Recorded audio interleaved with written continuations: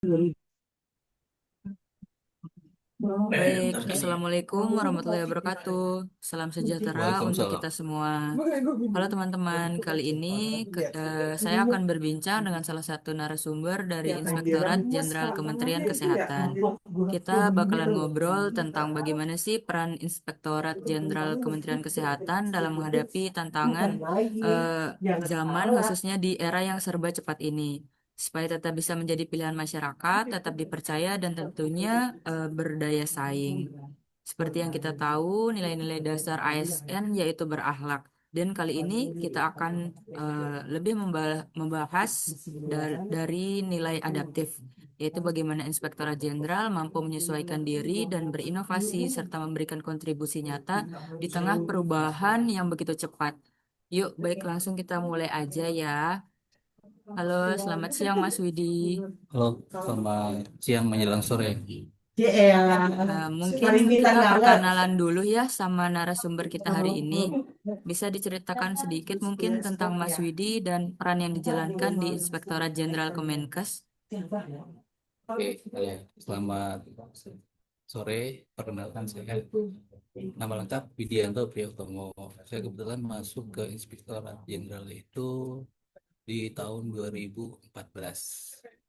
Setelah itu saya eh, masuk di Sekretariat Inspektorat Jenderal. Nah, saya kebetulan baru diangkat jadi auditor itu di tahun 2013, 2023.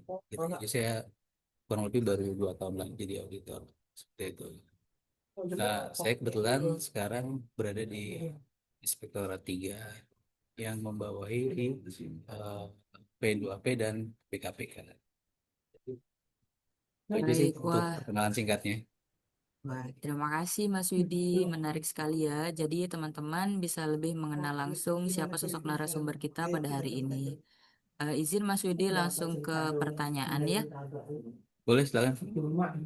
Menurut Mas Widi nih, apa sih peran utama Inspektorat Jenderal di lingkungan Kementerian Kesehatan dan gimana sih agar peran tersebut dapat terus relevan dan dipercaya oleh masyarakat di masa sekarang? Oke, kalau menurut saya sih peran utama Inspektorat Jenderal di lingkungan Kementerian Kesehatan yaitu eh, kita berfungsi untuk mengawasi seluruh anggaran yang digunakan oleh Kementerian Kesehatan, termasuk terkait akuntabilitasnya. Nah, agar peran tersebut tetap relevan ya dan dipercaya masyarakat sih mungkin kalau menurut saya eh, perlu adanya peningkatan transparansi dan keterbukaan melalui berbagai saluran apa namanya kayak komunikasi gitu kan. Antara lain juga mungkin dengan peningkatan kompetensi auditornya dan perubahan paradigma yang sebelumnya watchdog menjadi strategic partner serta kolaborasi dan koordinasi dengan satker-satker tersebut. Dan kita juga harus apa ke depannya memanfaatkan teknologi karena kan perkembangannya kan sangat pesat nih teknologi. Itu sih Mbak kalau menurut saya. Kalau Mbak suaranya. Oh ya, betul sekali Mas Widi. Kepercayaan masyarakat itu memang kunci dan peran pengawasan dari Inspektorat Jenderal itu sangat penting dalam menjaga integritas dari Kementerian Kesehatan. Kita lanjut ya Mas Widi ke pertanyaan berikutnya. Ya, Dalam menghadapi perubahan zaman, teknologi dan tantangan kesehatan masyarakat nih, bagaimana ya kiat-kiat Inspektorat Jenderal dalam menerapkan nilai adaptif? Silahkan Mas Widi bisa dijawab. oh, oke. Untuk terkait apa namanya? Tadi pertanyaannya itu ya apa namanya? Kiat-kiat Itjen ya dalam menerapkan nilai adaptif ya. Oke. Yang pertama sih kalau menurut saya sih satu merubah paradigma pengawasannya seperti yang tadi di nomor satu tadi ya. Yang tadinya watchdog menjadi strategic partner gitu. Terus fokus pada konsultasi dan pencegahan. Habis itu kita bisa layanan konsultasi terintegrasi. Jadi kayak misalkan kayak di tempat kita kan ada misalkan konsultasi dengan satgas gitu kan. Antara lain juga ada terkait pengembangan platform digital. kita misalkan untuk tindak lanjut kita ada dashboard ya untuk mengolah data seperti itu. Itu aja sih Mbak paling. Baik, contohnya sangat inspiratif ya Mas Widi. Memang di era sekarang kemampuan untuk cepat beradaptasi itu bukan pilihan lagi, tapi sebuah keharusan. Iya betul. Selanjutnya nih Mas Widi, eh, bagaimana cara untuk menjaga kepercayaan masyarakat itu terhadap hasil dari pengawasan Inspektorat Jenderal Kemenkes ini? Oh, kalau itu sih sebenarnya masih ada hubungannya dengan yang nomor satu ya. Berarti kan agar masyarakat apa namanya tetap percaya. Berarti kan kita tetap membuka proses komunikasi dengan stakeholder dengan masyarakat. Jadi komunikasi seluas dengan masyarakat bisa melalui situs web kita, situs web Ijen, memberikan informasi-informasi yang terbaru.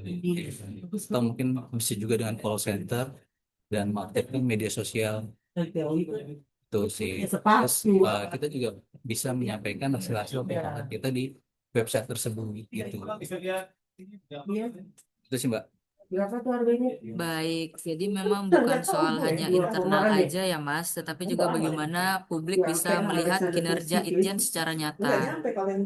Ya, Nah, kita akhirnya nih kita sampai juga ya ke sesi terakhir pertanyaannya. Pertanyaan terakhir nih Mas Widi, apa pesan Mas Widi bagi kami di CPNS Inspektorat Jenderal agar bisa bekerja dengan secara optimal dan tetap memberikan manfaat bagi bangsa?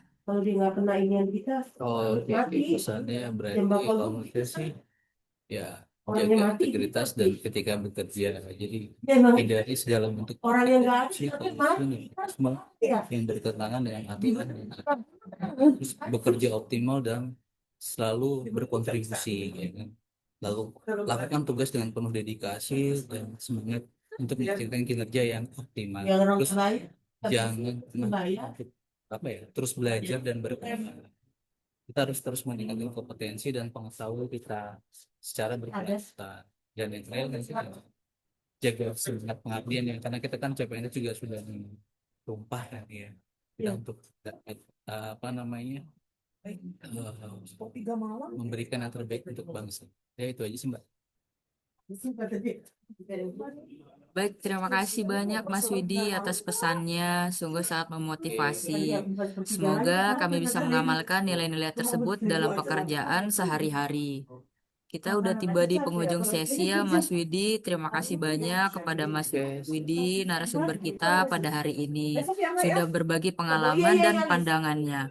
Dari obrolan ini kita belajar bahwa untuk tetap jadi pilihan masyarakat dan berdaya saing.